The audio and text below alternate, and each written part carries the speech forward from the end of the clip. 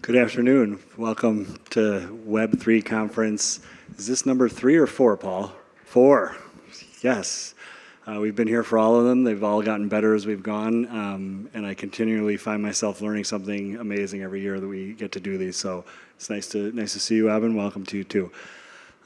They gave us some talking points about mainstream adoption and then also why Chicago. I think we're going to stick primarily with why Chicago, unless you have a different plan. No, that's exactly right. For all the folks, happy Tech Chicago Week, happy Web3 Investor Day. And for all the folks who are from outside of Chicago, welcome to Chicago. The weather is like this all the time. Whatever rumors you hear about cold weather, not true. And please spend money here. So we're very happy that you're here today. And then I think the only thing I want to mention is, in Chicago history, there was this horrible fire, the Great Chicago Fire in 1871.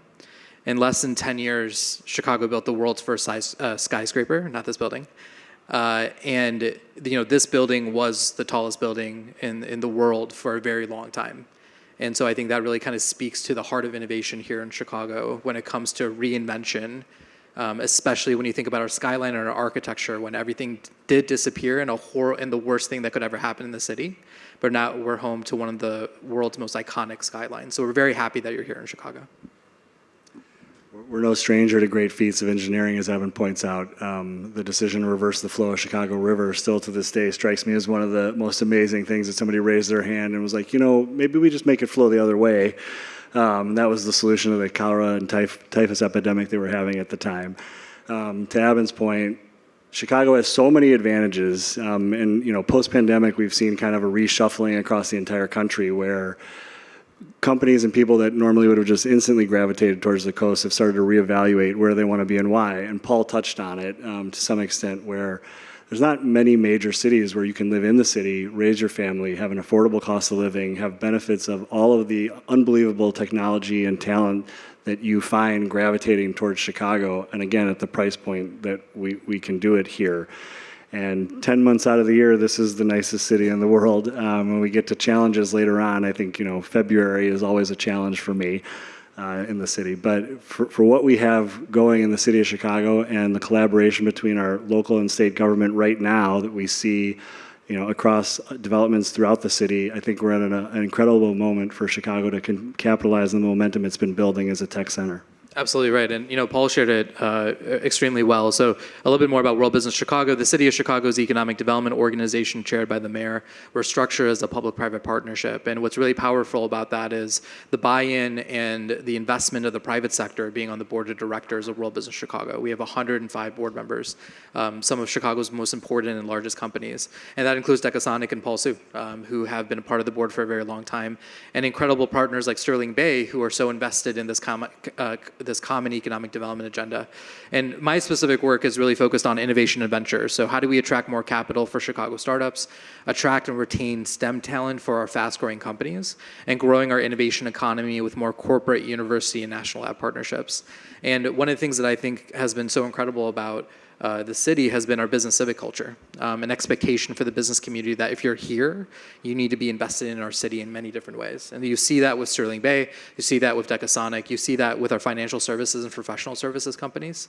And it's been incredible to see how our legacy financial services industry continues to be invested every year in our fintech ecosystem. Last year, we partnered with Decasonic and Sterling Bay actually on Future of Fintech Week. It's the first time we ever did it. And it was an amazing celebration of the local ecosystem, but most importantly, how do we tell that story to everybody about the unique Chicago opportunity? Yeah, I think to Evan's point, if you are working here and you live here, you feel an obligation and you meet that obligation to contribute to the civic and community culture of Chicago. That's another huge benefit, I think, that you see in the city of Chicago, that the neighborhood ethos is unparalleled compared to different cities. It's not, New York where nobody looks at each other. Everybody kind of knows. It's a small, big town. Everybody kind of knows each other. Nobody's afraid to collaborate and to pitch in and to help each other. And that, I think Paul calls it hustle over hype attitude, where people are here and they're actually working and doing the actual work. is just a huge boon to the city and also just kind of who we are. It's our Midwestern work ethic. And how that's kind of showing up in what we're seeing today. And I'll speak more from a kind of a economic development perspective. I think three particular challenges in this AI revolution that requires all this computing power. Every time we talk about the future of innovation, we have to talk about the future of energy and the energy transition and how we're responding to that. The second piece is we've seen with multiple speakers talk about talent. And so when you think about our higher education institutions, they are no longer just four-year institutions. They have to think about a brand new strategy from K through 12, and how do you invest and make sure you have pathways available even for high school students and even younger. And the third part that's been really interesting is sort of how do corporates think about the future of industry in partnership with startups. And I think uniquely Chicago has an answer to all three. On the first piece is we have a lot of institutions that are thinking about the future of energy and how to make sure that we support what we call a thirsty industry. That's food manufacturing all the way to data centers. So hard tech solutions to make data centers more effective, AI companies who are thinking about this work as well. Now it's Tech Chicago Week. We're in the middle of Global Quantum Forum. You can't talk about quantum and AI without talking about energy and making sure you have institutions who are invested in that in the long term. That's electricity to water, right? The second piece I think on future of talent has been a lot of Chicago institutions who have been so innovative about thinking about how to expand their offerings to make sure they can meet the needs of the future. AI, crypto, everything that's being discussed in this room. And so what we see now is our community college district, City College of Chicago, transformative partnerships with Google, Amazon, Meta, thinking about how do you better prepare two-year associate's degrees for those roles.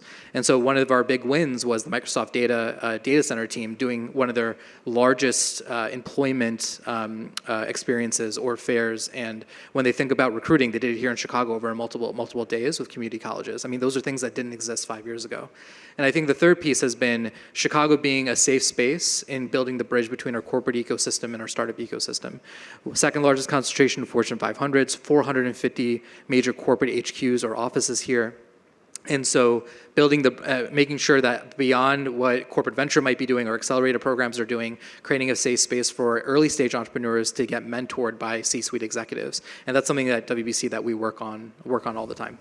And all of those companies from across the country are competing for that same, post-grad STEM talent, 20 to 25-year-old engineers who are coming out of these programs. And to be able to provide a live, work, and then play environment where these young, brilliant people can come and plant roots in a city, have a workable, livable environment at a cost of living that is reasonable, and again, have one of the most engaging cities in the world, one of the best food cities in the world, at their doorstep is one of the things that I think sets Chicago apart right now from its competitors. And what we're hearing from, I think, those companies who are thinking about corporate expansion or corporate relocation opportunities is affordability and quality of life. Now more than ever, right? So in my world, the bad habit of economic development was incentives. How do we steal HQs from different markets and try to bring it to other cities? I think what you're seeing here in a Chicago ecosystem is how do we grow this pie? And how do we position Chicago to be your best partner for growth?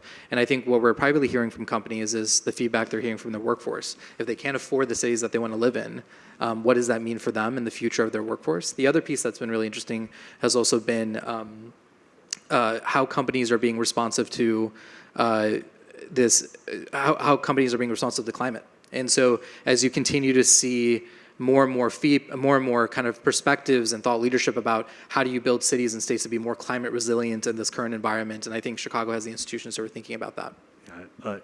No natural disasters, okay? The occasional polar vortex, just bundle up, but no natural disasters is a huge distinction point as you look across the country at what's happening, and it's terrifying in certain markets, the amount of destruction and damage that occurs overnight or instantly, and, God willing, we're insulated from that to a very large degree.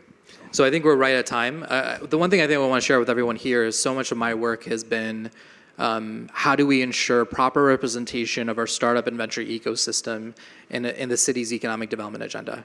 And I know every city has a strategy to try to say, well, how do we become the best city for entrepreneurs, for investors, to make sure it's more accessible? And the one thing I'll share with you is, how I think about this work is I don't want Chicago to be the next Silicon Valley. I just want Chicago to be the best Chicago.